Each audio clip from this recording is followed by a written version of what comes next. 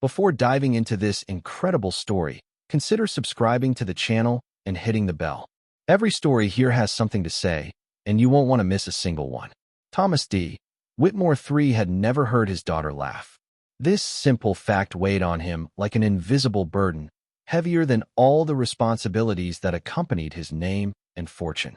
At 48, Thomas was one of the most powerful men on Wall Street.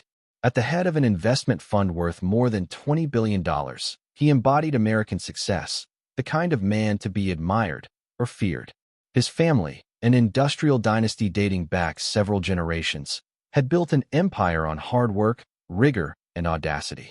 Yet, despite all his professional triumphs and spectacular acquisitions, Thomas lived in a personal silence that tore him apart. Behind the tinted windows of his sumptuous residence in Greenwich, Connecticut, was Lily, his only daughter. 6 years old, eyes as clear as the winter sky, but not a word, not a sound. Mute since birth, Lily lived in a world only he could reach. The little girl's mother, Elizabeth, had died in childbirth, leaving Thomas alone to face this silent mystery, a pain no amount of money in a bank account could ease. From day one, Thomas embarked on an obsessive quest to give Lily the voice she never had. He hired the best specialists, renowned speech therapists, Harvard neurologists, renowned child psychologists. Every week, an army of experts entered and left the house, testing, analyzing, trying to identify the source of the silence. But none of them succeeded in breaking through the invisible wall that isolated his daughter. Their faces all darkened after each session, faced with the impasse, and Thomas saw in them the reflection of his own dismay. He remembered the sleepless nights he'd spent watching Lily sleep, hoping to catch a whisper, a breath, a simple sign that she understood him. But there was only silence, dense and cold, a silence that haunted him even in his dreams. Despite his colossal wealth, Thomas felt completely powerless. All his acquisitions, his yachts, his properties, his investments, nothing had the power to fill this void. In the privacy of his thoughts, he sometimes found himself envying the simplicity of a modest life where a father could just hear his daughter laughing, even without a million or a title. Every day in that golden castle he lived with the same nagging question: how can I give back to my daughter what seems to have been denied her? It was a quest that went beyond money, a quest to hear that laugh that would change everything. One Sunday afternoon, in a fit of hope mixed with impatience, Thomas Whitmore made an unusual decision. Tired of fruitless consultations and the cold walls of their sumptuous home, he took Lily's hand and led her away from the routes they knew by heart. With no clear destination, he took a random route, leaving the luxury and quiet behind.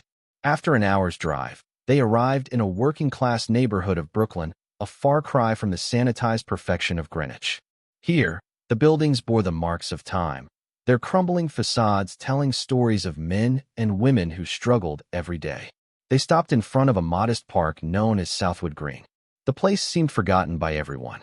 The rusty metal swings creaked gently, caressed by a light breeze that rustled the dead leaves. The grassy ground was uneven, dotted with signs of wear. A broken bench bore witness to summers past, to children's games now gone. But despite this desolate appearance, there was life. Lily, usually so reserved, got out of the car of her own accord, her small bare feet brushing against the slightly dry grass.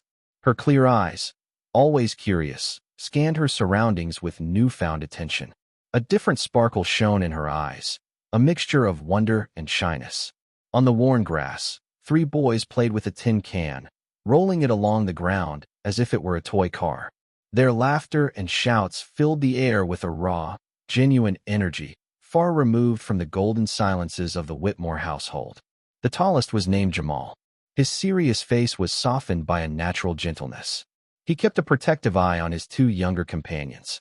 Tyler, a small blond boy with a dazzling smile, let out a cascading laugh, contagious and pure. He bounced up and down, eager and full of life. Eli, the younger one, was more reserved. He had a thoughtful, almost melancholic look in his eyes, which contrasted with Tyler's lively attitude. Lily watched them silently. Thomas, hidden a little further back, scrutinized his daughter, waiting for the slightest sign of interest or reaction. And suddenly, he saw what he had never seen before, a smile. Not a grand smile, but a tiny, fragile smile, like a bud ready to bloom. Tyler, noticing Lily's presence, approached with the disarming spontaneity of children. "She can play if she wants," he said, smiling. "We share." Thomas felt his heart clench. He wanted to intervene, to remind Lily that they didn't know these children, that this wasn't their world. But something in the attitude of Tyler and his friends soothed him. Lily took a step, then another, hesitant, until she sat down gently beside them. The boys didn't look at her like a stranger. On the contrary, they patiently showed her how to roll the box, how to aim at an old plastic bottle lying a few meters away. Lily followed every movement with intense attention. She didn't speak, but for the first time, she laughed. A light, crystalline sound that broke the silence around them and filled Thomas's heart with an emotion he had never known. That day, in that abandoned park, surrounded by 3 boys from another world, Lily broke the wall of her silence, if only for a moment, through a burst of pure joy. In the following days, Thomas returned to the park. Each time, he was careful to stay in the background, sitting in his car, pretending to read a newspaper or a financial report. He didn't want to rush Lily or disrupt the fragile bond that was forming. But Lily didn't waste a second. As soon as she saw Jamal, Tyler, and Eli, she'd leap out of the car, barefoot on the hot asphalt. Her face lit up with a newfound joy. Jamal, the eldest, had a gift for storytelling. He invented fantastical worlds where brave princesses, friendly dragons, and clumsy knights intertwined in incredible adventures. Lily listened, fascinated, sometimes captivated by Jamal's expressive gestures, other times lost in the mystery of his simple words. Tyler, carefree and lively, often called Lily Princess Lily of Nowhere, a nickname he offered with a knowing wink and a laugh. He would tease her gently, making her laugh back, even though she never responded with words. Eli, on the other hand, was more discreet.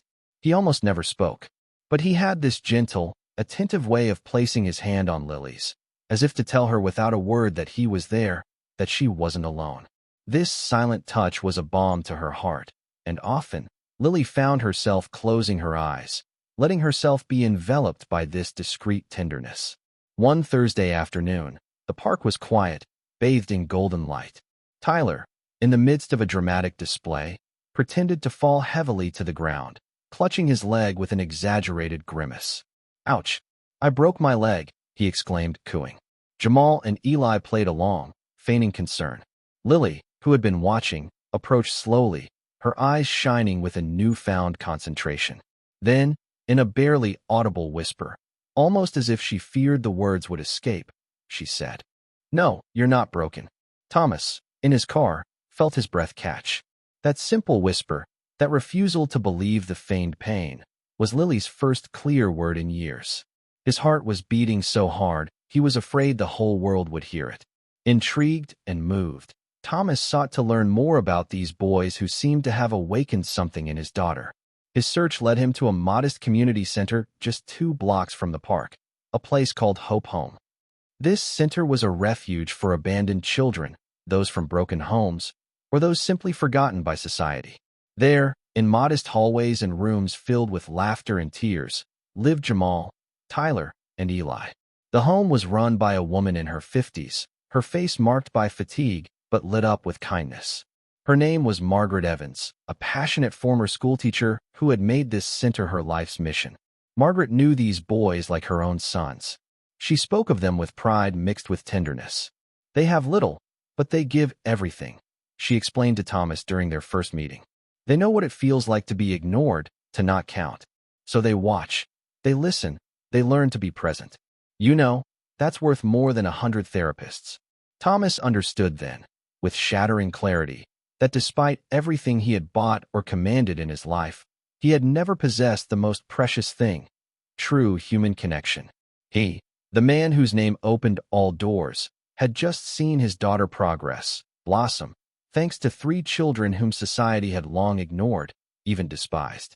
This revelation was a shock, a powerful paradox. In a world where everything is bought and sold, tenderness, patience, and caring, the true keys to healing, came from those who had so little. With a new weight on his heart, Thomas returned to Hope Home. This time, he came alone, without Lily, ready to listen, to learn. He sat down opposite Margaret Evans, who greeted him with the mixture of kindness and caution that comes with those who have seen too much promise evaporate. "What do you need?" Thomas asked, his gaze sincere, seeking to understand more than to offer. Margaret let out a soft, almost bitter laugh. "We don't even dream anymore, Mr. Whitmore. We just take it day by day. Bills, repairs, feeding the kids. That's all that matters sometimes." But Thomas felt his dreams ignite like a new flame. He now dreamed of a world where Lily could not only speak, but also love, live fully, and where those who had reached out to her, those who had awakened her voice, would also be saved. He no longer wanted to just buy successes or accumulate numbers. He wanted to change lives.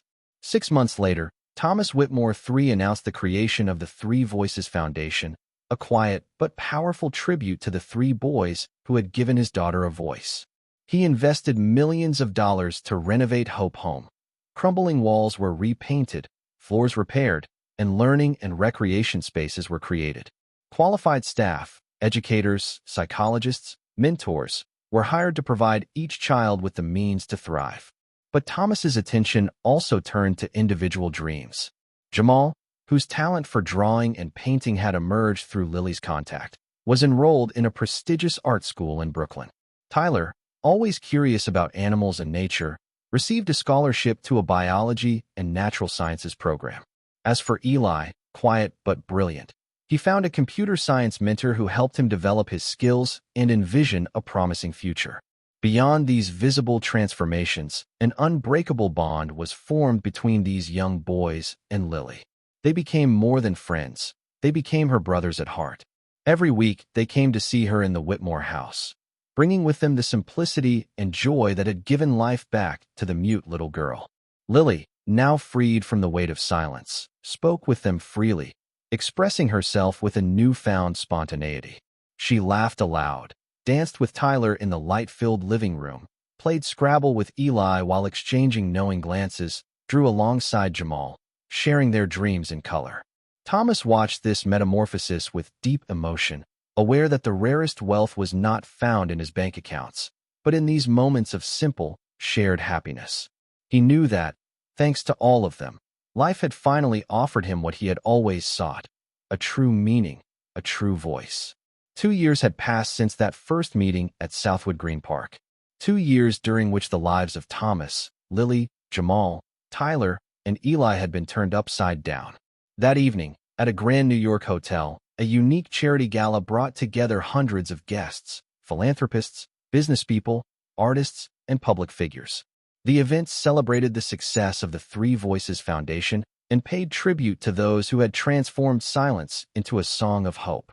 On stage, under the spotlight, stood the 3 teenagers who had, unknowingly, given Lily that priceless gift, speech. Jamal, now tall and confident, stepped up to the microphone. His gaze swept the room, then settled on Thomas in the audience. With striking simplicity, he said, "We thought we had taught her how to speak, but it was she who taught us that we had value." The silence fell, heavy and deep. Every word vibrated with a sincerity that no one could ignore. In the room, Thomas felt a tear roll down his cheek. It wasn't a tear of sadness or regret, but a tear of pure gratitude, the first in years. He understood that true wealth was not in the billions accumulated, but in the lives saved, the bonds created, the shared humanity. Then it was Lily's turn to take the microphone. Her voice, clear and assured, resonated throughout the room, touching every soul present. "They are my voices, and I love them." A murmur of emotion ran through the crowd. The guests stood up and applauded at length, some discreetly wiping away a tear. On stage, the 4 children, now young adults, took each other by the hand, symbolizing this chosen family, united by more than blood, unconditional love, and a strength born of sharing. This evening wasn't just a celebration, it was a promise. The promise that sometimes life gives the loudest voice to those with the least, and that love can change everything.